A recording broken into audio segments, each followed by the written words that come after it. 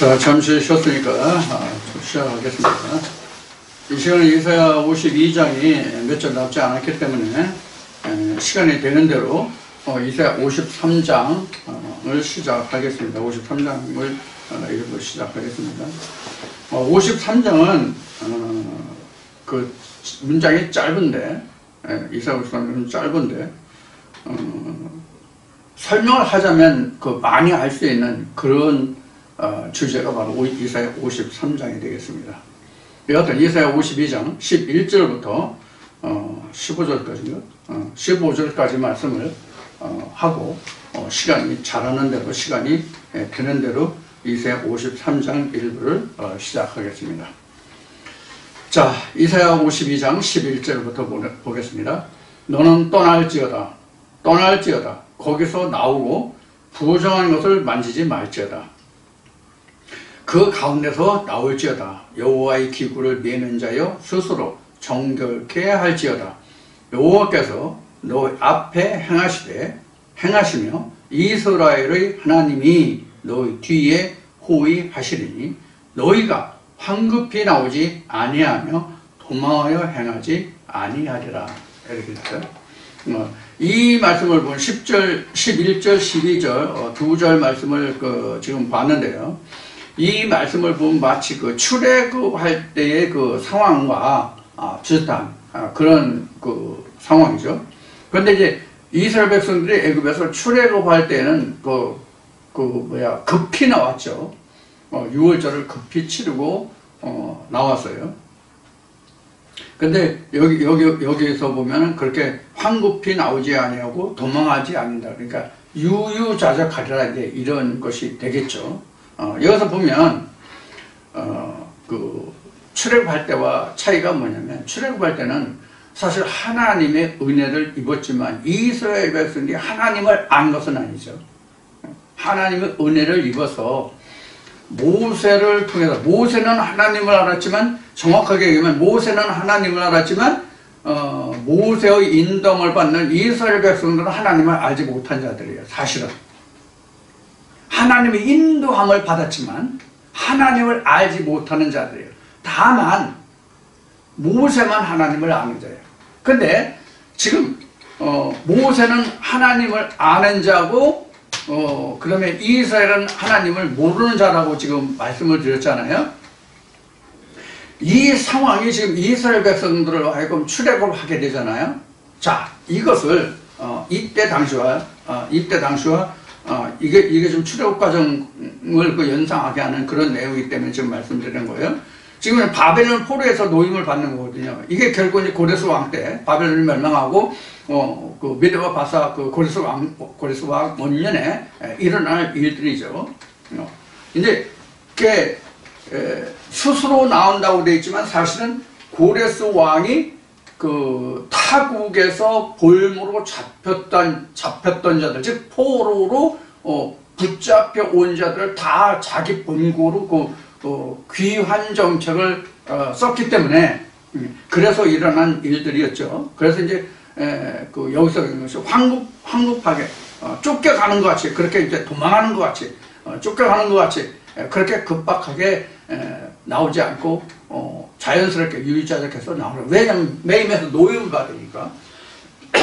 그래서 이제 이렇게 표현한 건데 우리가 출애굽 과정을 보면 지금 말씀드린 바와 같이 모세는 하나님을 알았을 때 그러니까 모세가 살인을 인해서 미디안 지방으로 가서 미디안 지방에서 하나님을 만나고 하나님의 명령하심이 애굽에서 내 백성을 인도하여 내라 이런 하나님의 명령을 좇아서 다시 모세가 애굽으로 가서 바로와 대결해서 내놓는 거죠. 이스라엘 백성들이 출애굽을 하게 되는 그런 결과가 되죠. 이것을 우리 현재로 보면 똑같이 보면 이런 형상이 된단 말이에요. 이런 형상이 된단 말이에요. 이런 형상이 되는데 이때 당시 이게 없어요. 이때도 여기를 모세로 볼 수 있는 부분인데, 당시로 보면, 왜냐하면 모세만 하나님을 만났기 때문에, 모세만 하나님을 만났기 때문에, 모세만 하나님 음성을 들었잖아요. 어디에서 됐죠? 출애굽을 보면 어디서 됐죠? 출애굽기 3장 4장에 나오잖아요. 응? 가시떨기 나무에서, 호렙산 가시떨기 나무에서 그 빛과 음성만 들었잖아요. 빛과 음성만 들었잖아요. 그때 나는 너희 조상 아브라함과 이삭과 야곱의 하나님이라고 하는 그 음성을 좇아서 그 모세가 하나님을 안단 말이에요. 근데 진짜 이때 당시에 모세가 하나님을 어떻게 알았어요? 어떻게 했어요? 즉 이때 당시에 하나님의 얼굴을 보았어요? 못 봤어요? 출애굽 이전에 그러니까 이런 질문이 되는 거예요. 이때 모세가 출애굽을 했을 때 그 호렙산에서 그 가시떨기나무에 불을 붙는 것을 보고 거기서 하나님 음성을 듣고 나는 너희 조상 아브라함과 이삭과 야곱의 하나님 말씀에서 너는 애굽에 있는 내 백성을 가서 인도해내라. 내가 적과 푸른 가나안 땅으로 인도하겠다. 이런 음성을 듣잖아요. 그러면 이때 모세가 하나님을 만났지만 뭐냐면 율법이 없을 때예요. 율법이 없을 때라고요. 출애굽 이후에 하나님 율법이 이스라엘 백성들에게 주어지잖아요. 이스라엘 백성들에게 주어지는 것이 아니라 모세에게 주어지잖아요.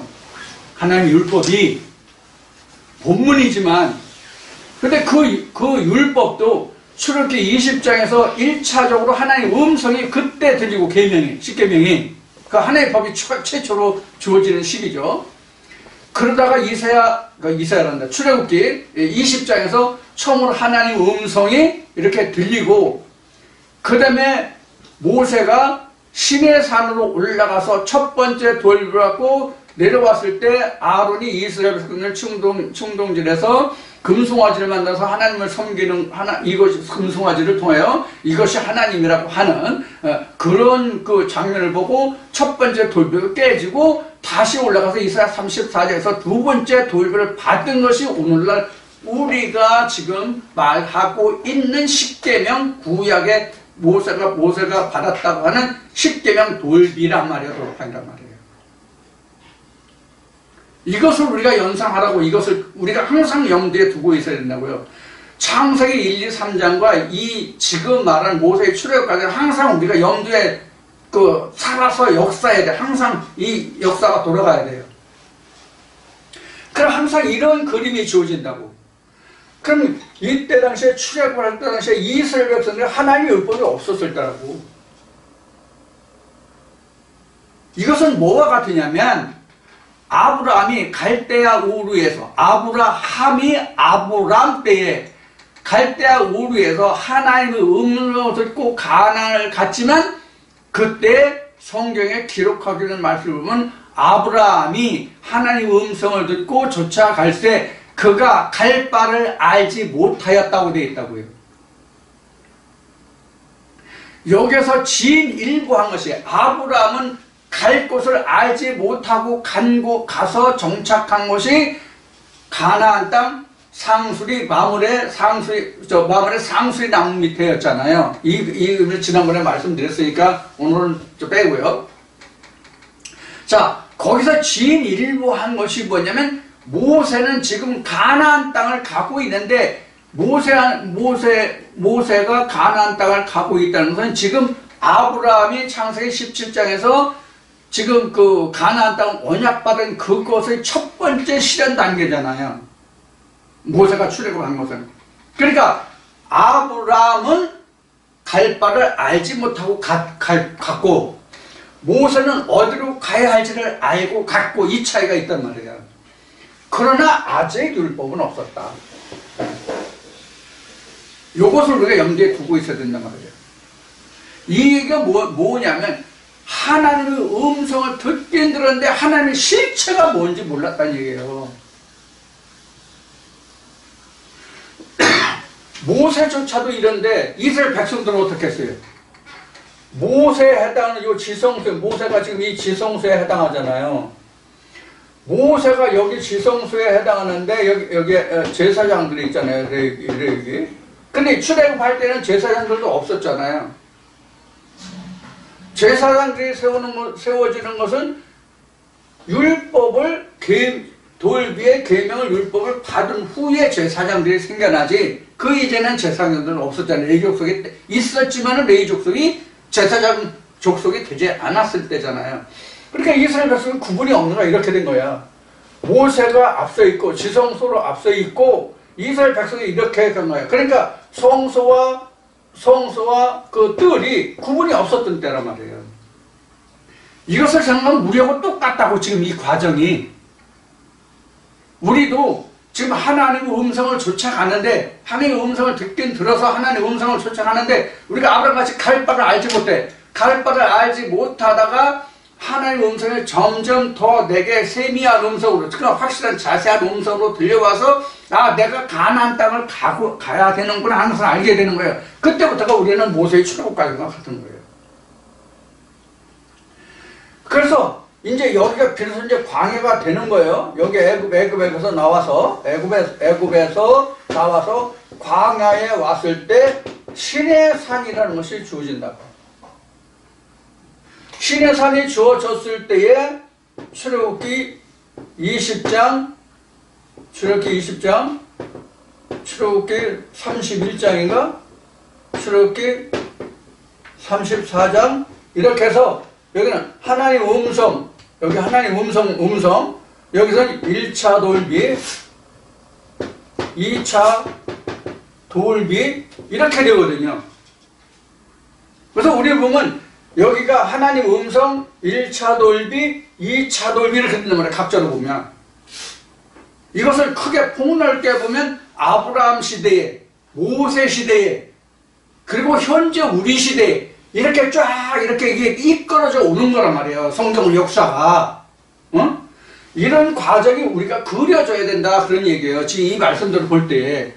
아 그러면 이 말씀 볼 때 지금 이사야 52장 11절 12절을 볼 때 아 이런 장면이 그려진다 그래요. 다만 지경만 이때 당시 역사적인 배경을 놓고 보면 지경만 여기는 애굽 땅이 아니다는 것만 다른 거예요. 그러나 앞 시간에 얘기했듯이 광범위한 의미에서 볼 때는 이것도 애굽이야. 왜? 하나의 말씀에 의해서 내가 통치를 받는 시대가 아니니까. 하나님이 내 안에서 제사장으로 역사할 때만 내가 제사장 나라가 되는 거란 말이에요. 그렇기 때문에 여기서는 지금 이렇게 출애굽 장면이 그려지는 거예요. 출애굽 장면이. 그럼 이때 지금 말씀을 드렸듯이 이때 당시는 지금 유다가 그 바벨론의 포로가 된 거지 애굽의 포로가 된 게 아니잖아요. 아수르의 포로가 된 거지. 아수르 이미 없어질 때란 말이에요. 이때로 그 이스라엘 백성들이 포로가 된다고 보면 아수르가 없어졌다는 얘기는 어떤 의미냐면 실제 아수르가 있다 할지라도 이스라엘 백성들을 주관하지 못했다는 뜻이란 말이에요. 없어진 거란 말이에요. 그러니까 이런 의미예요. 자 그래서 지금 11절에서 말하는 것은 너희는 떠날지어다 거기서 나오고 부정한 것을 만지지 말지어다. 여기서 이때 당시에 그 유다 백성들을 보면 바벨론의 포로가 되어 있다고 한다면 이때 당시에 보면은 뭐냐면 금신상이에요. 그러니까 느부갓네살이 그러한 그 교훈을 받지 말라의 뜻과 같은 거예요. 그걸 만지지 말라는 거예요. 그러니까 오늘날은 그 종교가 국교로는 안 돼 있죠. 국교로 안 돼 있죠. 원래 이때 그 구약 시대 이때로 보면 나라마다 다 그 신이 있어 그 신을 섬기는 그런 이제 시대였지만 그래서 그 여기서 부정한 것을 만지지 말라는 것은 그들이 느부갓네살 왕과 그 치리자들의 입에서 나오는 그런 말을 너희가 듣지 말고 수종하지 말라, 그런 뜻이란 말이에요. 오늘도 마찬가지예요. 우리가 하나님의 진리의 음성을 깨닫지 못할 때에는 내가 그 다른 말씀에 내가 수정드는 자가 되잖아요. 그럼 그 신을 섬기는 거, 섬긴다는 얘기는 손으로 하는 거란 말이에요. 그래서 만지지 말자다 이렇게 표현한 거예요. 실제 손으로 만지는 게 아니란 말이에요. 섬긴다는 뜻이란 말이에요. 그래서 만지지 말지어다. 부정한 것을 만지지 말지어다. 그 가운데서 나올지어다. 그 부정한 것을 나올지어다.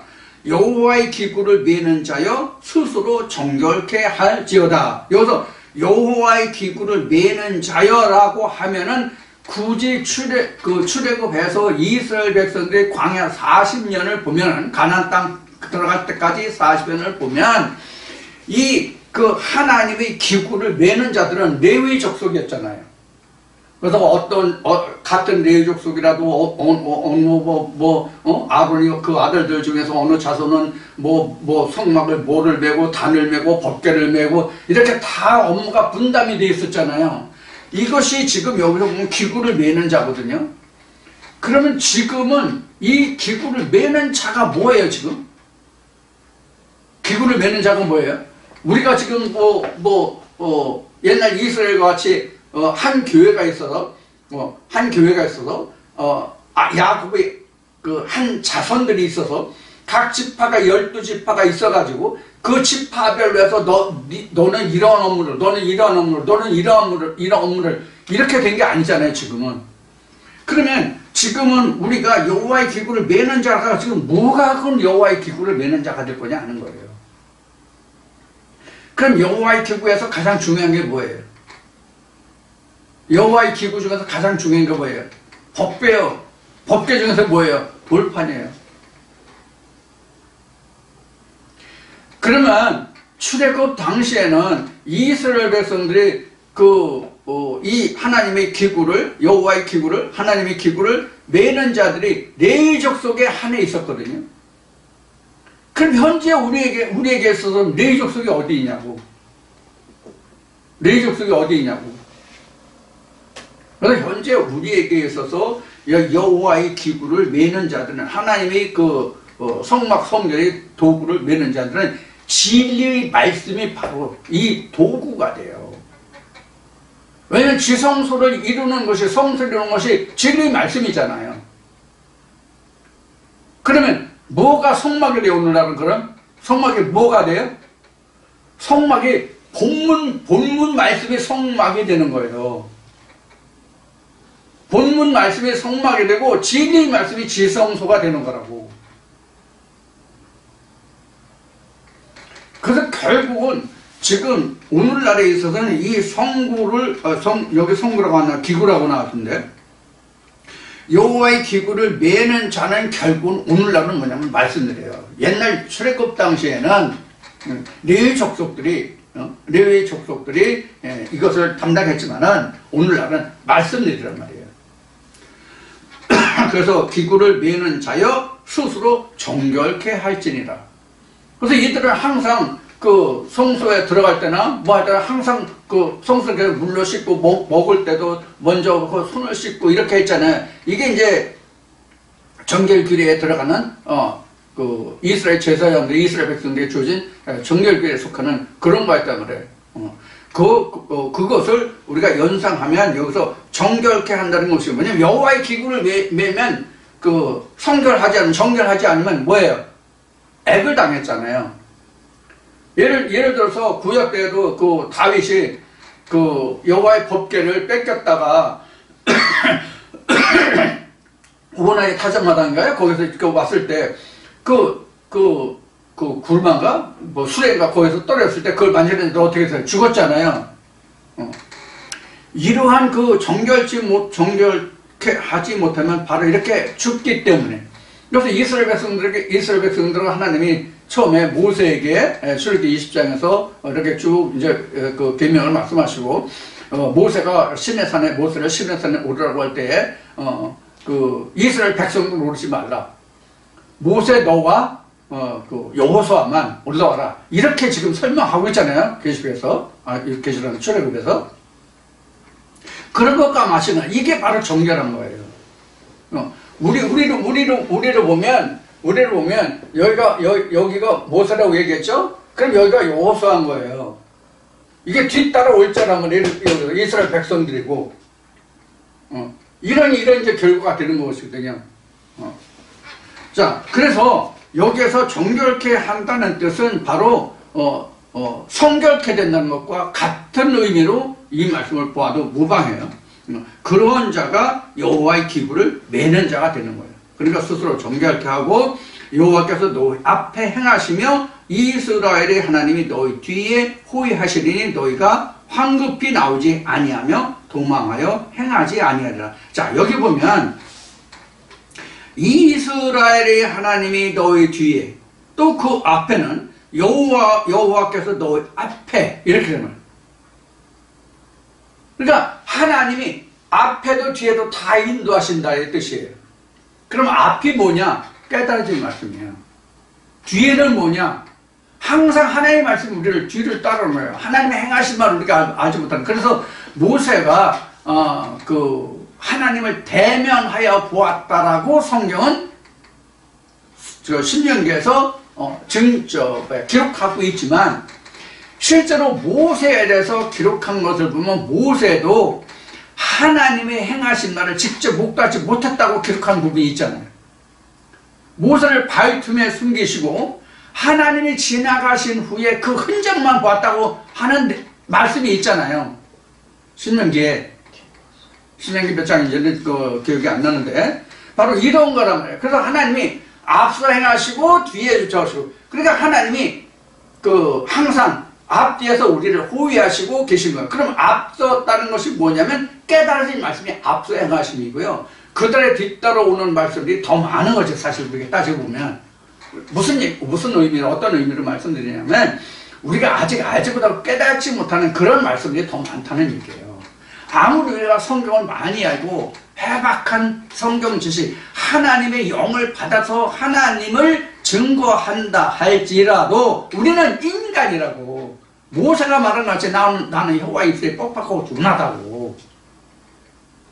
그러니까 여호와 입이 항상 함께 해주지 아니하시면 우리가 이 말씀을 알 수가 없는 거거든요. 그래서 제가 성령의 존명하심이라는 그런 이제 말씀을 많이 드렸는데, 그런 부분이 바로 이제 이런 거예요. 그래서 정결케 한다는 것은 옛날에는 실제 물로 씻고 그렇게 하지만 지금은 하나님 말씀의 물로 씻는 거예요. 진리의 말씀이 생수, 성수, 그 물로 씻는 거예요. 그게 정결케 되는 거예요. 그래서 하나님이 앞서 행하시고 뒤에 따라오고. 그래서 하나님이 함께 하시니까 우리는 황급하게 갈 필요가 없죠. 하나님이 내게 힘이 되시고 능력이 되시고 권능이 되어주시니까. 우리가 매임에서 노임을 받으니까. 전에는 알지 못하던 때는 내가 황급히 도망가야 되는 때가 있었다면, 이스라엘 백성 출애굽 여정이 그렇죠. 그러더는 급히 띠를 띠면 뭐를 먹으면 이런 말씀이 있잖아요. 그런 말씀을 이제 연상하시면 제가 드리는 말씀이 무슨 뜻인지 이해가 되실 줄 믿습니다. 그 다음에 13절 보겠습니다. 여호와께서 그랬을 때 보라, 내 종이 형통하리니 받들어 높이 들려서 지극히 존귀하게 되리라. 자, 이 말씀도 우리가 표면적으로 보면 이스라엘 백성이 한 번도 세상에 존귀함을 받은 적이 없어요. 예수를 놓고 볼까요? 우리가 바울은 하나님의 몸이라고 그랬잖아요. 예수를 하나님의 본체라고 그랬잖아요. 그가 하나님의 본체라 할지라도 이렇게 바울은 설명하고 있는데, 이 뒤에 이제 52장 말며 53장이 이제 나오겠지만, 누가 당시에 예수를 인정했습니까?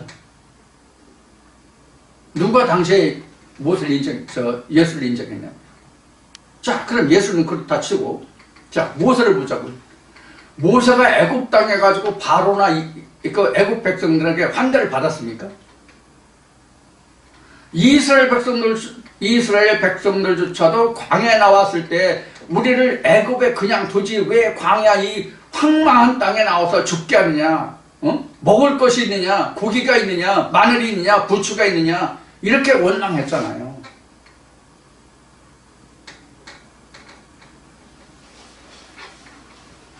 그러면 여기 지금 13절에 기록하고 있는 말씀이 어떻게 우리가 이 말씀을 해석할 수 있냐고요. 어떻게 이 말씀을 볼 수 있느냐는 거예요. 하나님을 직접 대면해 보았던 모세도, 하나님의 본체라고 하는 예수도 이 말씀과는 거리가 멀다고. 자, 다시 보자고요. 여호와께서 가라사대 보라 내 종이 형통하리니 받들어 높이 들려서 지극히 존귀하게 되리라. 아니 존귀하게 됐는데 바로하고 다퉈서, 아니면 바리새인들과 다퉈서 이방인의 손에 넘겨져가 예수가 십자가에 죽게 돼요? 존귀를 받았는데? 아니 존귀를 받는 사람이 십자가에 죽어요? 이걸 어떻게 보아야 이 말씀이 풀려서 해석이 될 거냐.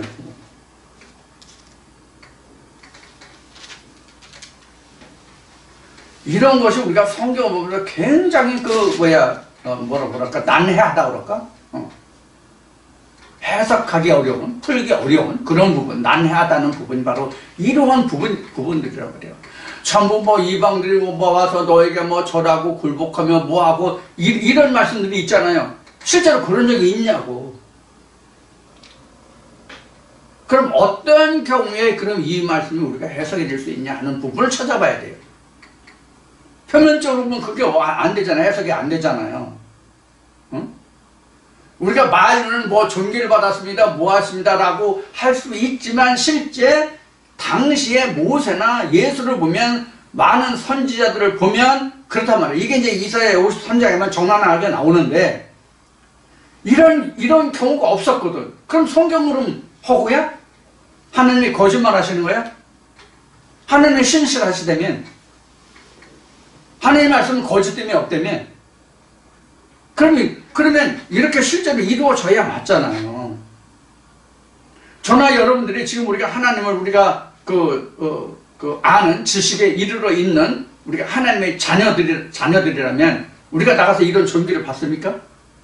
여기 말씀대로 형통하고 모든 일이 형통하고 밭에 들려고 지극히 높이 존귀함을 받습니까? 안 맞잖아요. 그래서 지금 질문을 드리는 거예요. 여러분들과 함께 질문을 던져보는 거예요. 저와 여러분들 앞에 똑같은 질문을 드려보는 거예요. 여러분들에게만 질문을 드리는 것이 아니라 저한테도 이 질문을 던져보는 거예요. 그럼 이게 뭐냐 하는 거예요. 역사적으로 보나 지금으로 보나 과거로 보나 현재로 보나 이 말씀이 맞지 않잖아. 표면적으로 보면. 그러면 이 말씀을 어떻게 봐야 할 것이냐 하는 거예요. 응? 여기서 말씀하시기를 보라 내 종이 형통하리니 뭐가 형통하다는 거야? 하나님 안에서만 형통한 거예요. 하나님 안에서만 형통하다고. 밖으로 형통한 게 아니라 하나님 안에서만 형통하다고. 자, 그러면 하나님 안에서 형통한 것과 이 말씀이 어떤 관계가 있냐, 무슨 상관이 있냐, 이렇게 말하실 수 있겠죠. 이런 질문을 우리가 할 수 있겠죠. 그러면 우리가 하나님의 진리 말씀을 알지 못할 때에, 우리가 하나님의 말씀을 알지 못할 때에 지금 13절에서 기록하고 있는 이 말씀이 이루어졌어요? 형통했어요? 존귀하게 됐어요? 그럼 형통하고 존귀하다는 것은 누가 형통하고 누가 존귀하게 되는 거예요? 내가 형통하고 내가 존귀하게 되는 게 아니에요. 하나님의 말씀이 형통하고 존귀하게 되는 거지. 내 안에서, 각자 안에서. 그렇다고 내가 세상에 나가서 나 이런 하나님, 너희가 알지 못한 이런 하나님을 알고 있어. 너희가 알지 못한 이런 말씀을 내가 알고 있어. 그래서 나는 형통한 자야. 나는 존귀한 자야. 그럼 그들이 그래 너 존귀한 존귀한 자보다 형통한 자야 이렇게 인정해 줍니까? 아니잖아요. 내 안에서의 역사예요. 내적 역사란 말이에요. 하나님 말씀은 외적 역사가 아니라 내적 역사라고. 내 안에서 이루어지는 거라고. 그래서 하나님은 영이시라고 하는 거란 말이에요. 그래서 우리가 일반적으로 저나 여러분이나 이 말씀에 붙들리기 전에 그 이전을 보면 우리가 이래 형통하고 뭐 이래 한다고 하면 우리가 세상적으로 형통하고 뭐 먹고 사는 거 뭐하고 하나님을 믿으면 뭐 복 받아서 잘 먹고 잘 산다 이런 식으로 우리가 알고 있었잖아요. 자, 그런 면면들을 생각하시면 지금 이 13절에서 지금 이사야가 언급했던 이 말이 당시에 그런 이사야가 유다 백성들 향해서 이르렀던 말이 뭐냐 하는 것을 우리가 읽어볼 수 있는 면이 지금 여러분들께 말씀드린 내용이에요. 내 영혼이 잘 된다는 거, 내 영혼이 형통하다는 얘기예요. 하나님의 진리 말씀을 듣고 깨달으면 내 영혼이 형통하다는 얘기예요. 그래서 우리가 내 영혼이 잘 된 것 같이 범사에 형통하라는 말씀이 나오잖아요. 보면은 성경을 보면은 바로 그런 거예요. 우리 영혼이 형통한 거예요. 그럼 우리가 세상적으로도 저도 이제 전에 지금은 이제 세상을 떴지만 이어령 박사가 있어요. 서울대학교 국문학과 교수였던 이어령 박사였어요. 그래서 긍정의 힘이라는 책을 썼어요. 옛날에 흙 속에 바람 속에 또는 긍정의 힘 이런 거 이제 긍정적인 힘이 그 사람을 얼마나 실력을 발휘한다 그럴까? 시너지 효과를 준다 그럴까? 하나를 할 수 있는 것을 둘을 할 수 있는 것, 뭐, 넷, 다섯 할 수 있는 그런 효과를 우리가 시너지 효과라고 얘기하잖아요. 그 효과가 배가 되는 거. 우리가 하나님의 말씀으로 우리 마음이 다져지고 그 말씀이 내 안에서 성전을 이루면 그 말씀이 내가 단단해지고 굳건해지면 뭐가 생기냐면 긍정적인 마인드, 즉 자신감이 생긴다. 열심히 생긴다고. 그게 바로 힘이에요. 그런 게 형통이에요. 그래서 우리가 말씀에 네 마음에서 매면, 땅에서 매면 이 마음에서 매면이거든요. 땅에서 매면 하늘에서 매고 땅에서 풀면 하늘에서 풀린다는 마태복음 6장에 주께서 가르치신 기도문이 그 설명 뒤에 나오잖아요. 이게 똑같은 거예요.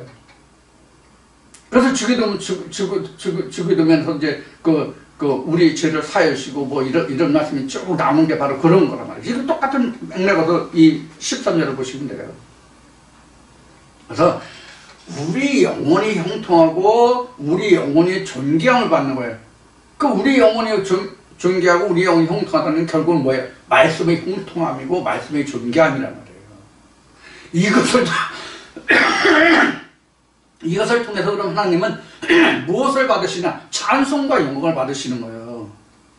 이렇게 됐을 때에 내가 하나님께 드리는 감사와 기도와 찬송이 하나님이 흠양하시는 기도와 찬송이 되는 거예요. 13절을 우리가 그런 의미를 보여줍니다. 그러면 내 안에서 형통한 것은 하나님 안에서 형통한 거예요. 하나님도. 자, 이 정도만 설명을 드리겠습니다. 그 다음에 14절 보겠습니다. 기왕에는 그 얼굴이 타인보다 상하였고, 여기서부터 이제 예수 그리스도가 이 세상에 와서 겪을 일들이 이제 53장까지 이제 연결이 되는 이제 부분이 되는데, 기왕에는 그 얼굴이 타인보다 상하였고 그 모양이 인생보다 상하였으므로 무리가 그를 보고 놀랐거니와 이렇게 됐어요. 이게 하나님의 선지자들과 사도들의 살아왔던 삶의 모습이잖아요. 그러면 이 14절의 말씀은 13절 말씀과 보면 어떻게 돼요? 배치가 되는 말씀이 되죠. 배치가 되는 말씀이다. 그래서 13절은 이면적이라면 14절은 표면적이에요. 하나님의 선지자들과 사도들이 세상에서는 존경을 받은 적이 없어요. 형통을 받은 적이 없어요. 예수조차도 이 세상에 와가지고 먹을 것이 없어서 제자들이 밀리삭을 따먹고 그랬어요. 그러한 자에게 무슨 복을 빌어서 복을 받고 잘 먹고 잘 살겠다고 하느냐라는 얘기를 요한복음 할 때, 그러니까 복음을 증거할 때 여러분들에게 말씀드린 바 있죠. 아니 자기 먹을 것조차도 구하지 못하는 예수에게 뭘 구해서 우리가 세상으로 유복하게 복을 받아 살겠다고 하느냐고. 무슨 복을 달라고 하는 거냐고. 세상 복을. 하나님은 복을 명하셨는데 어떤 복을 명하셨다고 시편 133편에 기록되어 있다고 그랬어요? 영생의 복이라고 그랬어요. 영생은 곧 하나님이잖아요. 예수잖아요. 성령이잖아요. 그 복을 우리가 그것을 우리가 형통하고 존경을 받는 것이지 14절 말씀에 보면 기왕에 그 얼굴이 타인보다 상하였고 모양이 인생보다 상하였으므로 우리가 그를 보고 놀랄거니와. 예면으로 보면 이렇단 말이에요. 그것도 표면으로 보면. 이건 굳이 설명하지 않아도 이제 이사야 53장에만 이것이 이제 잘 표현이 됩니다. 세상 사람들에게 실어버린 바가 되었고 아무도 그를 귀히 여기지 않았고 이렇게 나옵니다. 표면적으로는. 하나님께는 귀하고 존귀한 자가 되고 형통한 자가 됐지만 그래서 예수는 다 멸망한 자로 봤지만 실은 그가 형통한 자고 영생한 자다라고 성경은 기록하고 있는 거잖아요. 뭐로? 하나님 안에서. 세상적으로가 아니라. 우리가 이런 면을 우리가 확실하게 우리 마음의 신비에 깊이 새겨야 할 말이에요. 우리가 지금 진리라고 말하고 있지만 이 진리를 인해서 우리가 세상으로 형통하고 세상으로 복을 받고 세상으로 우리가 존귀를 받는 게 아니란 말이에요. 오히려 그 반대예요. 예면을 보면. 그런 설명들이 이사야 53장에만 정란하게 다 기록된다라고 지금 말씀하고 있는 거예요.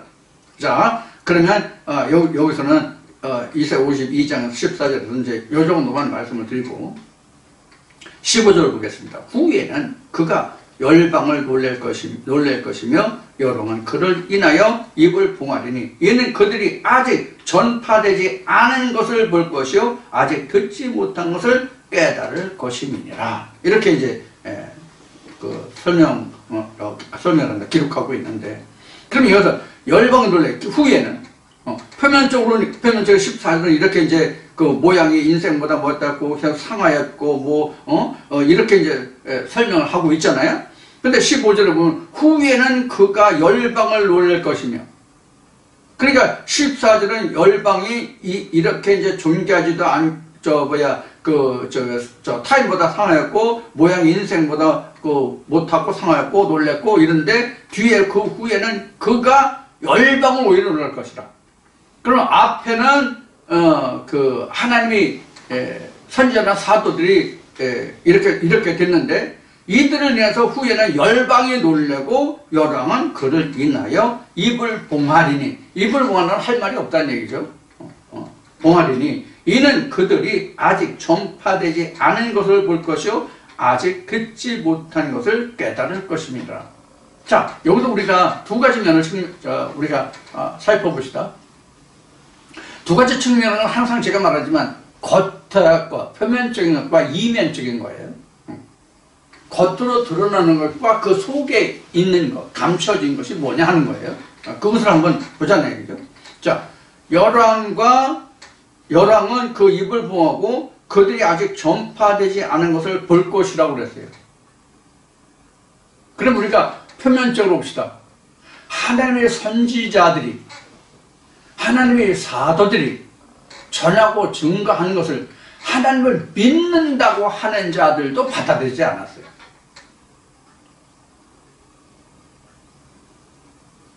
안 받아들였다고. 오히려 예수가 말한 것 같이 예루살렘성 밖에서는 선지자가 죽는 법이 없다고 말했을 정도니까. 그러면 하나님의 성과 주의 이름과 성령을 말하는 자들에 의해서 예수 그리스도가 죽임을 당한다는 뜻이잖아요. 선지자들이, 하나님의 선지자들이 죽임을 당한다는 뜻이잖아요. 그런데 이제 그들이 결국에서는 입을 봉하고 아직 전파되지 않은 것을 볼 것이고 듣지 못한 것을 그들이 깨달을 것입니다. 그들이 깨달으면 하나님께로 돌아오겠어요? 안 돌아오겠어요?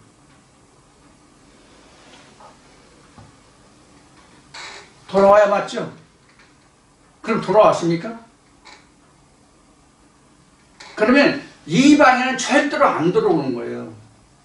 그럼 누가 들어와요? 하나님의 음성을 들은 자만 돌아오는 거예요. 그들만 입이 봉하여지는 거예요. 이방인들은 절대로 입이 봉하여지지 않는다니까. 그 뒤에 깨달아지는 말씀이 그들에게 임하지 않는다니까? 입을 봉했다는 얘기는 말을 못하게 한 것도 그런 뜻도 있지만 입을 봉했다는 건 할 말이 없다는 얘기예요. 할 말이 없으면 입이 봉해지는 거잖아요. 너 입 닫아 그렇다고 너 입 닫아 그런다고 해서 그 사람이 입이 봉해지는 게 아니잖아요. 자, 그래서 여기서 지금 15절에서 지금 기록하고 있는 말씀이 그 주안점은 뭐냐면 전파되지 않은 것을 보고 아직 듣지 못한 것을 깨달을 것이라 하는데 지금 주안점이 있어요. 이 말씀은 전파되지 않은 것, 아직 깨닫지 못한 것을 깨닫는 것이 뭐냐면 우리 뒤에 앞에도 얘기했듯이 우리 뒤에 이루어질 말씀들이라고요. 이게 다 내가 물음표를 달고 있는 말씀들이나 아직 한 번도 접해보지 못한 그런 말씀들을 통틀어서 그런 말씀이 내가 깨달아지면 그것이 바로 전파되는 것이고 그것이 내가 다시 깨닫는 것이 된단 말이에요. 이게 앞에서 하나님이 앞에서 가시고 뒤에 따라오시고 이런 의미예요. 그러니까 하나님이 항상 내가 이미 깨달은 말씀은 앞서 행하시고 깨달아지지 않은 말씀은 뒤에 따라와요. 그러다 다시 그 말씀이 또 나를 인도하는 말씀이 되고 즉 앞서 행한다는 나를 인도한다는 뜻이란 말이에요. 그러니까 내가 깨달아지지 않는 말씀이 나를 이끌어갈 수 있어요? 내 뒤에 딸려온다고 그 말씀이 같이 따라온다고. 깨달아지 못하는 말씀은 뒤에 따라오는 거라고. 깨달아진 말씀만 앞서 행하시는 하나님이에요. 그런 의미로 기록하고 있는 것이 지금 14절, 15절, 13절로부터 이 시간 맞나? 13절로부터 15절까지 말씀이죠, 이 시간에. 11절부터 맞나? 그런 거예요. 그래서 지금 그 10절, 11절, 12절은 그 출애굽이 연상되는 말씀이라고 말씀드렸고 13절에서 15절까지는 지금 표면적과 이면적으로 이 말씀을 나눠서 이게 어떻게 응하여지는 것이다 라고 지금 말씀드렸어요. 지금 이면적으로 우선 내게 응해지는 거예요. 표면적도 물론 내게 응하지는 거지만 이면적이 실제로 내 안에서 역사되는 것이고 그런 면을 지금 말씀을 드렸어요. 이렇게 해서 이사야 52장을 마치고요. 이사야 53장이 되겠습니다. 방금 말씀드렸듯이 이사야 53장은 지금 13절에서부터 그 이어지는 그 설명입니다. 사실 이사야 53장으로 지금 여기 나눠놨지만 이것이 실제로는 이사야 52장 13절부터 이어지는 말씀이에요. 그래서 제가 이것을 문단을 나눈다면 13절부터 이사야 52장 13절부터 53장에 넣었을 것 같아요. 제가 이 문단을 분류한다면. 자, 그래서 봅시다. 우리 전한 53장입니다. 우리 전한 것을 누가 믿었느냐? 여호와의 팔이 네게 나타났느냐?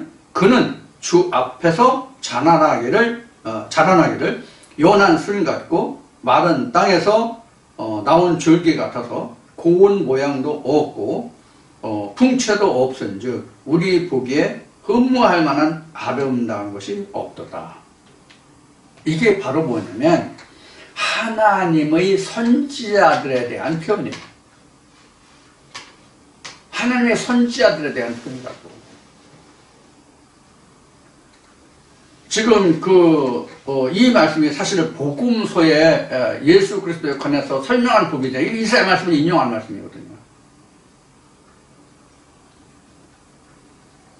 그래서 앞에 52장 13절부터 이 말씀이 바로 뒤에서 이어지는 53장의 말씀에서 자세히 풀어주고 있다라고 말씀드릴 거예요.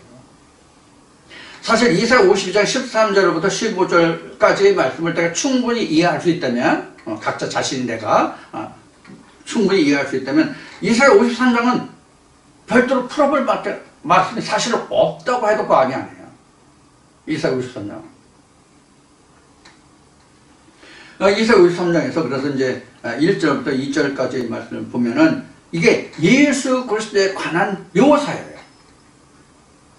예수 그리스도에 관한 묘사인데 이것이 모세도 되고 모세에서 나온 하나님이 일을 한 일꾼들인 선지자도 되고 신약으로 보면 예수도 되고 예수를 인해서 하나님의 일을 한 사도들의 이야기도 되고 이렇게 되는 거예요. 지금 우리로 보면 하나님의 진리의 말씀을 선포하는 자들이 이런 모양이거든요. 똑같은 거예요. 그래서 우리가 진리해서 저도 처음에 이것을 많이 착각했지만 이런 말씀이 들어본 자들이 없고 이런 말씀이 그래서 교회 다니는 사람들이 들으면 교회 다니는 사람이 상당히 좋아하고 하나님 말씀을 기쁜 마음으로 받을 거야. 즉 복음으로 받을 거야. 그런 생각을 했거든요. 처음에는 제가 이 말씀을 지금 하나님께 이 음성을 들었을 때는. 그런데 차츰 이제 하나님의 말씀을 증거하면서 많은 말씀들을 보면서 전체적인 윤곽을 하나님이 그려주시는데 오히려 배척을 받는 그런 것이 되더라고. 복음의 증거에서 확장되는 것이 아니라 배척이 되는 것이 되더라고. 이게 그런 의미의 말씀이거든요. 진리 말씀은 어디 가서든지 간에 환영을 받지 못해요. 배척을 받지. 누구에든지 배척을 받아요. 특히 신약을 철두철미하게 연구하고 공부한 사람들은 진짜 100% 외면을 받고 십자가를 못 박혀요. 내가 십자가를 못 박히는 게 아니라 그 말씀이 십자가를 못 박힌다고. 그럼 예수가 십자가를 못 박히는 거예요? 하나님이 십자가를 못 박히는 거예요? 그래서 방금 전에 인용한 말씀과 같이 예루살렘 성 밖에서는 하나님의 선자가 죽는 법이 없다라고 예수가 말한 거란 말이에요. 2000년이 유다 땅에서 가장 먼저 예수를 배척한 자가 누구예요? 하나님의 성호를 나만큼 하나님을 잘 믿고 나만큼 하나님 아는 사람이 있으면 나와봐 이런 사람들이었잖아요. 그 사람들이 예수를 내쫓고 배척하고 십자가를 못 박겠잖아요. 이것을 우리는 염두에서 잊어버리면 안 된다. 왜? 우리처럼 하나님을 아는 자가 없잖아. 복음서에서 엠마오로 가는 그 사람들의 이야기를 보면 그때 당시는 오늘날과 같이 매스컴이 없었기 때문에 예수를 모르는 사람들이 많았어. 소문으로는 풍문으로는 들었었지만 실제 예수 얼굴을 아는 사람이 없었어요. 오늘날은 풍문으로가 아니라 지금 얼굴과 얼굴을 마주보는 때잖아요. 그만큼 매스컴이 발달했기 때문에. 여러분들 지금 여기 동시 그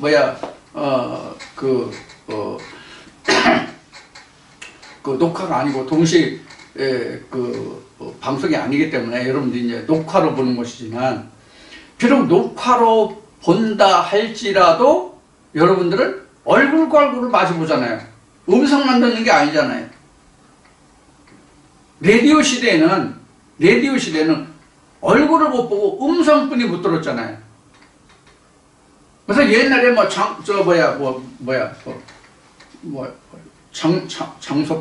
장소팔하고 또 누구야? 옛날에 그 만담을 하던 그런 사람도 있어요. 그래서 얼굴은 몰라도 그 음성은 기억하던 시대가 있어요. 라디오 시대, 50년대, 60년대. 60년대 중반부터 이제 TV가 나오는 겁니다. 그런데. 자, 그러다가 지금은 스마트 시대라고 그러고 지금 저마다 지금 전화기를 한 대씩 다 가지고 다니잖아요. 휴대전화라고. 그래서 지금 얼굴과 얼굴을 마주 보는 시대가 됐단 말이에요. 자. 그런데 지금 말씀과 많이 좀 동떨어져 나간 것 같지만 그런데 지금 복음이 이렇게 지금 얼굴과 얼굴을 마주 보는 때란 말이에요. 지금 복음이. 그럼 이런 복음이 이사야 53장에서 시작되는 말씀과 같이 이사야 50장 13절부터 시작되는 말씀이지만 이사야 53장을 보고 있어요. 이사야 53장에서 그 말씀을 우리 전하는 것을 누가 들었냐고, 누가 믿었냐고, 누가 옳다고 시인했냐고. 제가 이런 얘기 많이 했잖아요. 여러분들도 같은 신앙생활을 하면서 자기가 마음에 두고 생각했던 사람들에게 그래도 마음이 간다고 하여튼 신앙생활을 같이 했던 동료들이나 아니면 가족이나 가족 중에서 믿는 사람들을 향해서 이러이러하다라고 얘기했을 때 그래 옳다 내가 섬기는 하나님이 진짜 하나님이다라고 쫓아온 자들이 있는지 한번 확인해 보세요. 한번 점검해 보시라고. 그럼 똑같아요. 응? 우리 전한 것을 누가 믿었고 여호와의 팔이 네게 나타났느냐. 여호와의 팔이 네게 나타나는 건 앞 시간에도 얘기했듯이 하나님의 능력이 누구에게 나타나느냐. 이게 전한 바를 믿어야 그 능력이 나타나잖아. 하나님의 능력이. 그럼 하나님의 능력이 나타나는 뜻이 뭐냐? 내 마음에 하나님의 성전이 지어지는 게 하나님의 능력이 나타나는 거예요. 이게 행함이잖아요. 그전에는 성전이 지어지는지 안 지어지는지 몰랐잖아요. 예수가 이 성전 허러 내가 3일 만에 지을게 이게 무슨 뜻인지 몰랐잖아요. 그럼 지금 3일 만에 짓는 성전이 무엇인지 지금 우리는 알잖아요. 이게 여호와의 팔이라고요. 이게 지금 여기서는 여호와의 팔이 네게 나타내리래. 복음을 전한 그 말씀을 듣고 믿은 자에게 여호와의 팔이 나타나죠. 자, 2절에 그는 주 앞에서 자라나기를 연한 순 같고 마른 땅에서 나온 줄기 같아서 고운 모양도 없고 풍채도 없은즉 우리 보기에 흠모할 만한 아름다운 것이 없다. 여기서는 뭐 모양도 나왔고 풍채도 나왔고 흠모할 만한 것이 없다고 이렇게 나왔는데 이것을 우리가 이제 쉽게 말하면 뭐냐면 이게 묵은 포도주와 새 포도주로 우리가 설명할 수 있어요. 이 부분은. 왜 묵은 포도주와 새 포도주냐면 묵은 포도주는 모양도 있고 흠만한 것도 있고 맛도 좋거든요. 근데 새로운 말씀 갖다 줘봐요. 젤리 말씀 갖다 줘요. 무슨 모양이세요 거기에? 무슨 흠모할 만한 거 있으세요? 것이 있어요? 아무것도 없어요. 다 버려서 길가에 버려서 이제 포도나무 가지를 잘라서 길가에 버리면 마른 가지가 다 불에 태워버리느라 태워지는 말씀뿐이 안 되죠. 그 사이에 그 사람에게 무슨 능력이 되냐고.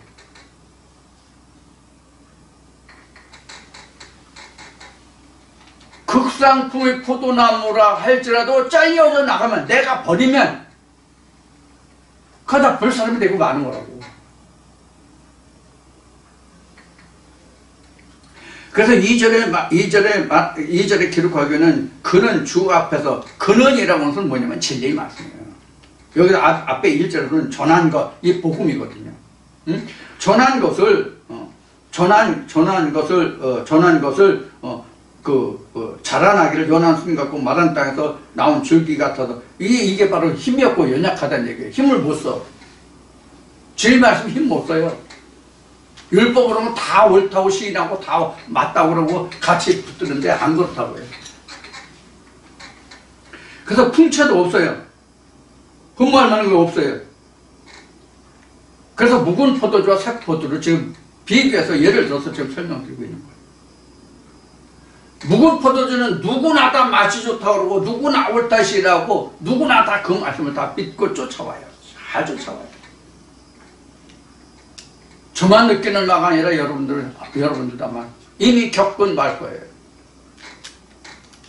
이제 그런 의미가 2절에서 기록하고 있는 말씀이에요. 3절 보면 그는 멸시를 받아서 사람에게 실어버린 바 되었으며 그는이라고 하는 것은 역시 그 진리의 말씀이에요. 즉 예수예요. 하나님이에요. 성령이에요. 그러면 그들도 성령을 말하잖아요. 우리도 성령을 말하고 예수를 말하고 하나님을 말하고 그들도 하나님을 말하고 예수를 말하고 성령을 말하고 그럼 같은 하나님 예수 성령이냐고 틀리잖아요. 지난주에도 말씀드렸지만 저들은 알지 못하는 것으로 예배하고 우리는 아는 것으로 예배하잖아요. 이게 틀리단 말이에요. 같은 하나님 예수 성령을 말할지라도 우리는 아는 하나님 예수 성령이지만 저들은 입술이 하나님 예수 성령이란 말이에요. 이게 틀린 거예요.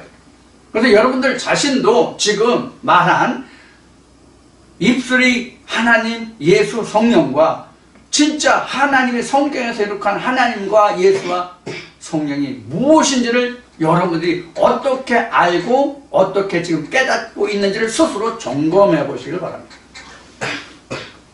그래야 내 믿음이 살아있는 믿음이 되는 거예요. 이제 3절에서 그는 멸시를 받아서 사람에게 실어버린 바 되었으며 간고를 많이 겪었고 질고를 아는 자라. 마치 사람들에게 얼굴을 가리우고 보지 않음을 받는 자 같아서 멸시를 당하였고 우리도 그를 귀히 여기지 아니하였도다. 이렇게 됐어요. 우리도 진리를 그렇게 귀히 여기지 않았어요. 어떤 때 이 말씀이 깨달아서 내 마음에서 성경이 세워지기 전까지는. 여기서부터 지금 3절에 3절에 그 말미에 기록한 멸시당하던 것이 귀히 여기지 못하던 것이 멸시를 당하지 않고 존귀를 받고 형통하고 존귀를 받게 되는 그 말씀이 됐을 때에 하나님과 예수와 성령이 찬송과 영광을 받을 수 있는 것입니다. 그래서는 다 하나님이 바치는 찬송과 시가 아니라 자기 마음의 찬송과 시가 될 거예요. 즉 하나님이 연락하시는 것이 아니란 말이에요. 그래서 하나님은 산자를 통해서 찬송과 영광을 받으신다고 한 거예요. 산자 입을 통해서. 죽은 자가 아니라.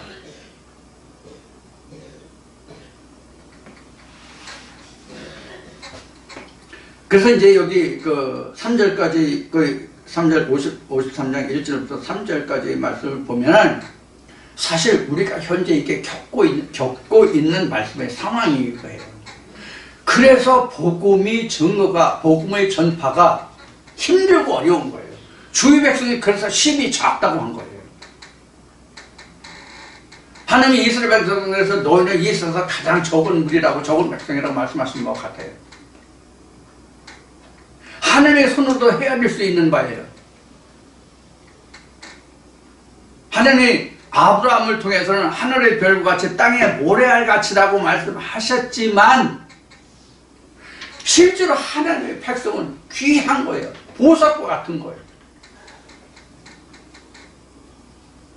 그만큼 보석이라고 하는 얘기는 그만큼 존귀한 귀하다는 얘기예요. 세상의 보석은 누구에게나 존경을 받고 영광을 받고 다 사람들이 좋아하고 그러잖아요. 근데 하나님 안에서 성경 안에서의 보화는 받은 자 외에는 그 보화를 알지 못해. 그래서 다 실어버린 바가 되고 흠모하는 것도 없고 멸시받고 천대를 받고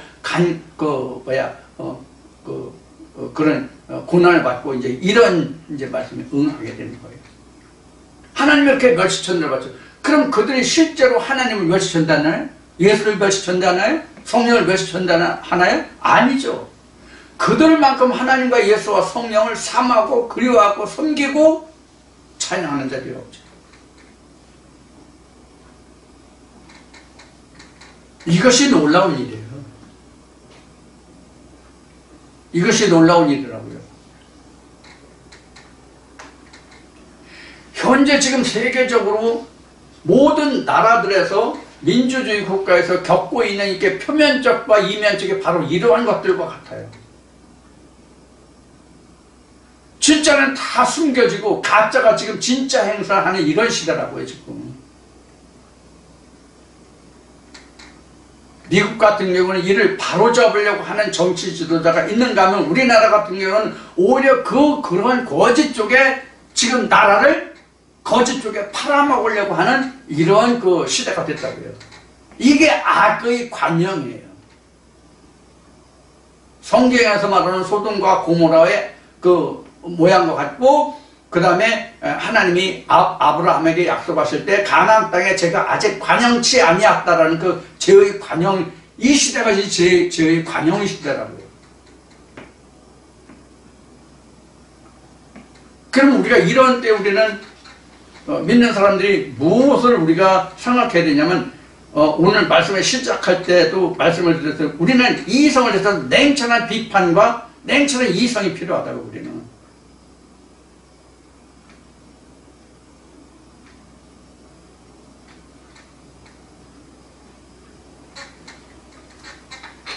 이런 얘기를 왜 하냐면 우리가 영적으로나 육적으로나 저들은 멸망해도 우리는 멸망하면 안 되거든요. 우리는 멸망하는 자가 아니라 구원을 입은 자란 말이에요. 그러면 우리가 무엇이 옳고 그른지 자기가 그것을 비교, 분석, 판단할 수 있는 지혜와 명철이 필요해요, 우리에게. 그런 의미에서 말씀드리는 거예요. 그렇지 않으면 어느 시대든지 그 풍조에 밀려서 세상이 멸망할 때 같이 멸망한다고. 영적으로나 육적으로는 똑같아요. 이것이 오늘 저희 입장에서는 지금 대한민국의 정치를 바라보는, 대한민국의 지금 돌아가는 지금 형국을 바라보면 참으로 가슴 아프고 마음 아픈 일이에요. 그 내면에 숨겨진, 그 이면에 숨겨진 그 진실을 볼 수 없으면 선전선동에 그냥 세상의 풍조에 그냥 밀려서 그냥 바람에 휘날려가는 겨와 같다고. 이사야 선생님이 앞에 나왔지만 바람 불면 날아가는 그 풀과 같다. 주여 내가 무엇이라고 외치리까? 주께서 너는 부르게 외쳐라 이사야에게 하나님이 말씀하셨을 때 주여 내가 무엇이라고 외치릴까 했을 때 하나님이 이사야에 입에 주신 말씀이에요. 인상은 실로 풀이로다. 여호와의 의의 기운이 불면 모두 다 불사름이 된다. 그래서 우리가 이러한 때 소돔과 고모라와 같은 때 죄가 관영한 때에 우리가 어떻게 하면 살아남을 수 있느냐 하는 것이 우리 지혜예요. 그런 지혜의 근본이 있어요. 지식의 근본이 있어요. 하나님께 있어요. 예수 그리스도에 있어요. 성령에 있어요. 그래서 우리에게 지금 이 순간 우리가 지금 이 말씀을 우리가 얼마나 귀하고 존귀한지를 우리가 깨달아야 돼요. 그래서 우리가 더욱더 이 말씀을 깊이 들어가고 깊이 상고해야 돼요. 이 말씀을 내가 어떻게 간수하고 지킬 것이냐. 항상 우리는 믿는 사람은 항상 냉철한 비판이 필요합니다. 감성에 쫓아가면 죽는 자입니다. 이성으로 판단하고 지혜로 모든 것을 총량할 수 있어야 됩니다. 그래서 성경에도 하나님의 지혜를 가진 자는, 명철을 가진 자는 생명과 같다고 성경은 기록하고 있는 거예요. 그래서 우리가 하나님의 말씀을 상관없이 천국 가는 것도 중하고 크지만 우리가 이 세상에 풍조에 휩쓸리지 않는 삶을 살아갈 수 있는 무엇을 갖추느냐? 능력과 지식과 지혜와 명철을 갖추는 거예요. 우리가 하나님을 안다고 하는 것은. 지금 교회 중에서도 지금 사상이 전도된 교회와 목사들이 얼마나 많은지 몰라요.